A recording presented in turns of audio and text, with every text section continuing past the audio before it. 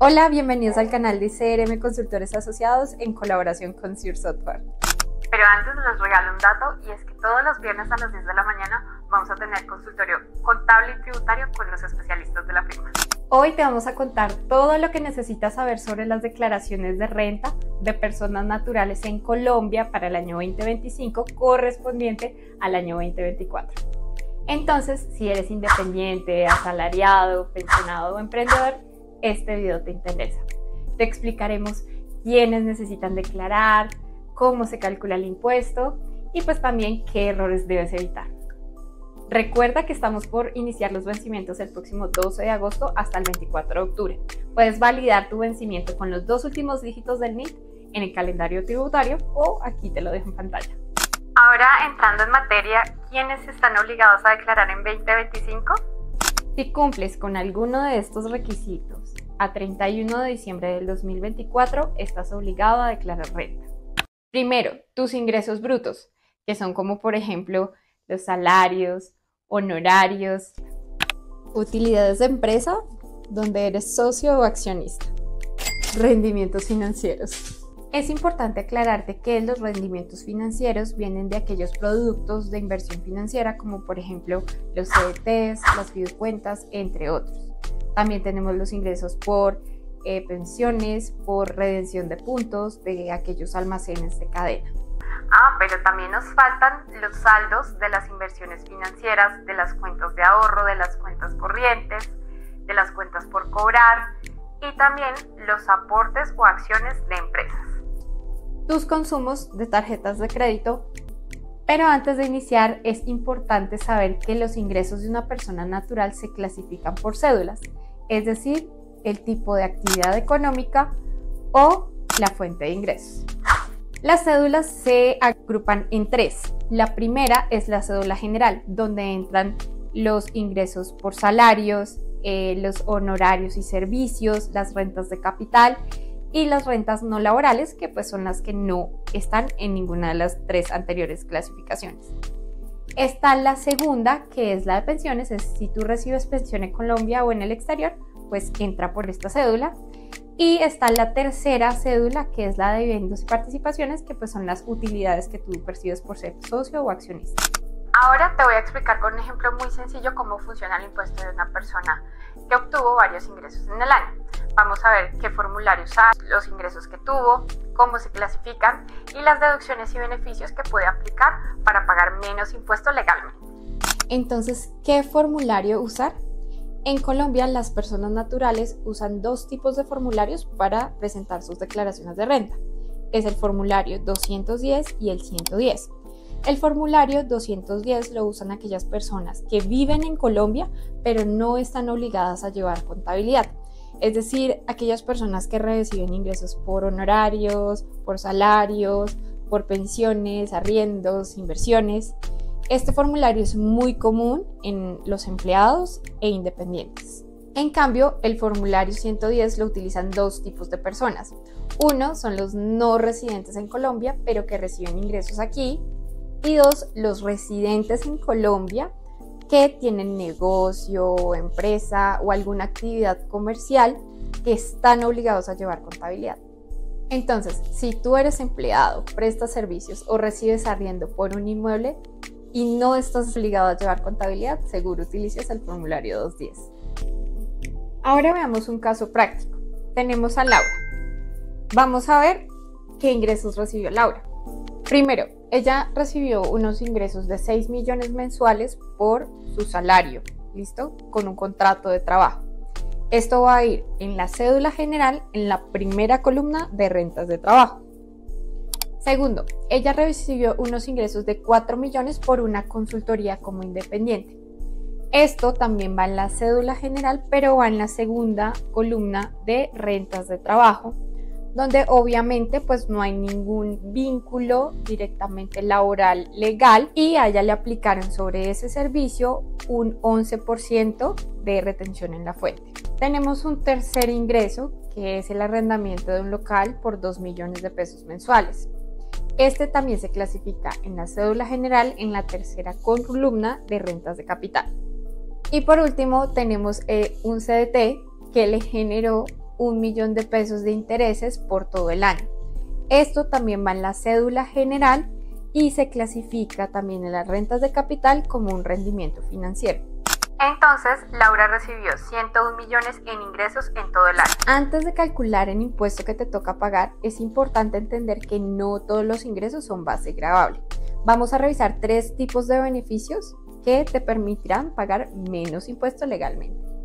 Primero tenemos los ingresos no constitutivos de renta, que son aquellos ingresos que tú recibes, pero que la Dirección de Impuestos no consideran para el cálculo del impuesto. Tenemos, por ejemplo, aquellos aportes a salud y pensión obligatorias o también las cesantías que son consignadas al fondo, pero que tú no retiras. Segundo, tenemos las rentas exentas, que son ingresos que sí se consideran, pero que la ley decide excluir de manera parcial o totalmente del impuesto. Por ejemplo, tenemos el 25% de tu salario que puede ser exento, o también los aportes a las cuentas AFC que son voluntarios. Tercero, tenemos las deducciones, que son aquellos gastos que se pueden restar legalmente de tu impuesto y que están relacionados a tu situación personal o familiar. Entonces tenemos, por ejemplo, la medicina prepagada, los intereses a tu crédito hipotecario o también los aportes que haces a educación por tus dependientes. Entonces recuerda que la diferencia clave está en que los ingresos no constitutivos nunca entran en la base. Las rentas exentas entran, pero luego restan. Y las deducciones restan voluntariamente si tú tienes todos los soportes. Todo esto hará que tu impuesto sea menos a pagar, pero pues dentro de lo legal.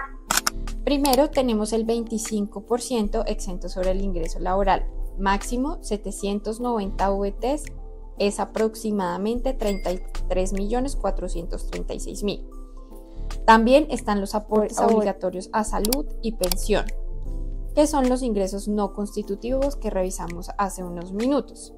Entonces, por ejemplo, si aportaste 600.000 pesos mensuales, esto multiplicado por 12 da 7.200.000 deducibles. Tercero, tenemos los intereses de vivienda, que según el artículo 119 del Estatuto Tributario, si tiene crédito hipotecario hasta 1.200 VTs, que es aproximadamente 50.776.000 pesos. Tenemos también la medicina prepagada, que es hasta 16 VTs mensuales, que son aproximadamente 676.000 pesos mensuales, si el beneficiario es el declarante, el cónyuge o el hijo. También tenemos los dependientes hasta el 10% del ingreso laboral, máximo 384 VTs, que es aproximadamente 16.256.000 pesos al año. Están los aportes voluntarios a pensiones hasta el 30% del ingreso, tope de 3.800 VTs, aproximadamente 160.600.000 pesos anuales. Y AFC para compra de vivienda. Y finalmente podemos pedir el 1% por todas las compras en facturación electrónica sin exceder los 240 VTs, es decir, aproximadamente 11.426.000. Pero para esta condición debes cumplir con lo siguiente. Primero, esta compra debe ser a tu nombre. También debe ser pagada con tarjeta de crédito, débito o cualquier medio electrónico. Y finalmente, no debe ser incluido ni como costo ni deducción en tu declaración de renta. Además, para las rentas de capital podrás descontar los siguientes gastos asociados al arrendamiento del inmueble. Por ejemplo, el impuesto predial, la administración, reparaciones locativas e intereses de crédito. Pero como dato final, la retención en la fuente que te hicieron por salarios o por honorarios, esas son descontadas al final del impuesto. Ten en cuenta que si te descontaron más de lo que te dio a pagar, pues vas a tener el saldo a favor. Ahora revisemos el checklist de documentos que requerimos para presentar la declaración de renta. Primero, necesitamos el anexo y la declaración de renta del año anterior para que tu contador tenga la base de la información y así poder presentar la declaración de renta de este año. Segundo, necesitamos los certificados de ingresos y retenciones de los lugares donde has trabajado. Tercero, los certificados de saldos de tus cuentas de ahorro, corrientes, CDTs, fiducuentas, pero también es importante que solicites los certificados de tus deudas, como los créditos o las tarjetas de crédito. Cuarto, necesitamos los soportes de pago de dependientes, educación, salud, certificados de retiros de cesantías si aplican y finalmente la información de tus bienes inmuebles y vehículos, como por ejemplo el impuesto predial y el impuesto vehicular. Seguimos con los errores frecuentes que debes evitar. Primero, declarar por tu cuenta con la ayuda de software virtual, ya sea económico o gratuito, los cuales siempre generan la información incorrecta y sin un apoyo personalizado. Segundo, no reportar los ingresos por plataformas digitales o freelance. Tercero, no declarar los bienes que tienes en el exterior. Cuarto, usar deducciones sin soporte válido. Y quinto, incluir pasivos sin los soportes correspondientes. Un tipcito que te doy es, si no estás seguro si debes declarar, consulta con un contador. ¿Y qué pasa si no declaras renta? Te pueden multar y sancionar por extemporaneidad, que está en el 5% mensual. Tienes que pagar intereses de mora. Recuerda que la Dirección de Impuestos cuenta con todas las herramientas tecnológicas para cruzar la información de tus bancos, compras, retiros, así que es mejor hacerlo bien desde un principio.